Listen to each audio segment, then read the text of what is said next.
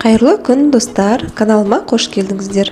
Бүгін сіздермен бірге өте дәмді шаймен бірге желінетін сүзбелі пирог дайындайтын боламыз.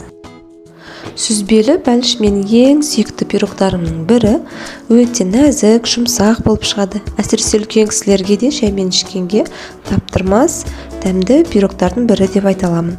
Әрине бұл сүзбелі пирогтың сан алуан рецепттері бар. Ішінде маған ұнағаны осы рецептте қамыры өте нәзік болып шығады. Сіздер де осы рецепт бойынша жасап көріңіздер, ұнайтынына сенімдімін. Ал ендеше кеттік, менімен бірге жасаңыздар. Ең алдымен ыдысымызға ұнды саламыз, оның үстіне салқын сары майымызды қосып, екеуін жақсылап араластырып, крошка дайындаймыз.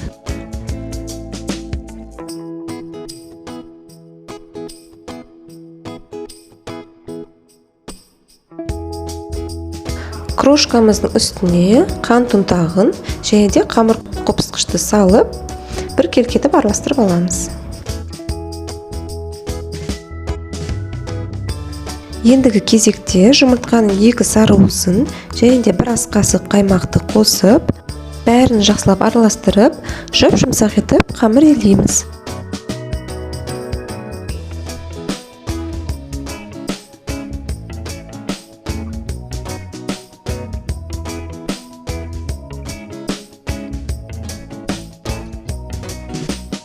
Дайын болған қамырымызды осындай пищевой пакетпен орап, тоңазытқышқа салып қоямыз.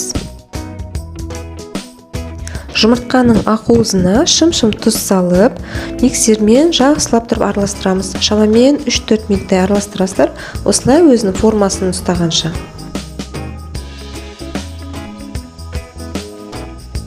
Бөлектеу ыдысқа творогты және де құмшекерді, 1 жұмыртқа мен 1 ас қасық қаймақты қосып, блендердің көмегімен бәрі бір қалыпқа енгенше жақсылап араластырып аламыз.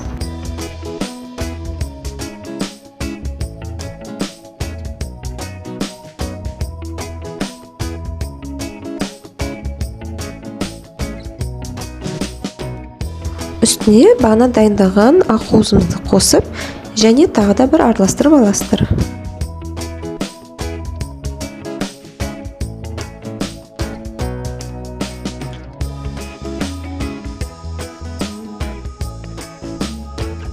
Менде бұл жерде осындай асты алынатын 24 диаметрлік форма. Сіздер үйлеріңізде бар кез келген формаға жасай берсеңіздер болады.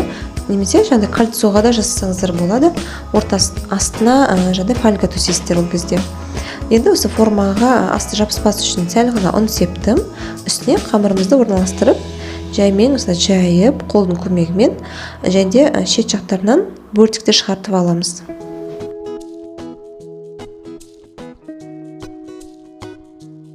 Қамырымыздың үстіне дайындаған сүзбелі салмамызды салып шығамыз.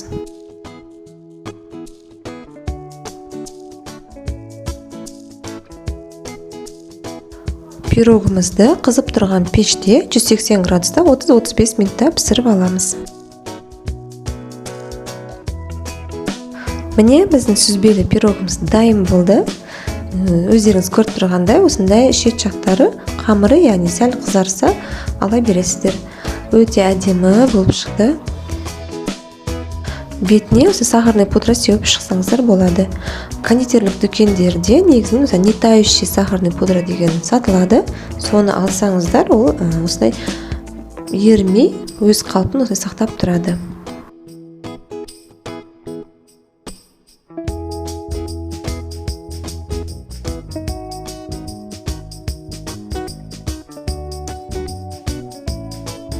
Енді сіздерге осы пирогты кесіп көрсетейін. Әрине алдын ала суытып аламыз 2-3 сағаттай. Тіптен тоңазытқышта салып ұстасаңыздар, одан сайын начинкасы қатып әдем болады. Енді мен сіздерге қазір көрсетіп жатырмын. Өте әдем болып шықты. Пирогымыз жұмсақ, шаймен ішкенге өте дәмді пирогтың бірі. Сіздер де осы рецепт бойынша жасап, комментарий бөлімінде бөлісіп кетіңіздер, сіздерде қалай болып шықты.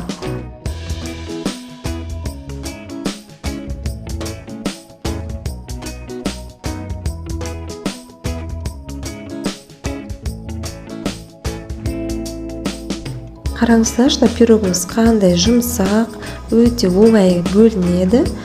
Бұл жерде себебі қамырда өте нәзік болып шығады. Себебі құрамында жұмыртқаның сары-уызын қостық және қаймақты қостық. Бұл ертесіне де бұл пирогымыз өте жұмсақ болып тұрады. Сіздерге осы рецепт бойынша жасауға кеңес беремін. Алдағы уақытта басқа да пирогтардың және салаттардың рецепттерін салатын боламын. Менімен бірге болғандарыңыз үшін көп рахмет. Келесі видео рецепттерде кездескенше сау болыңыздар.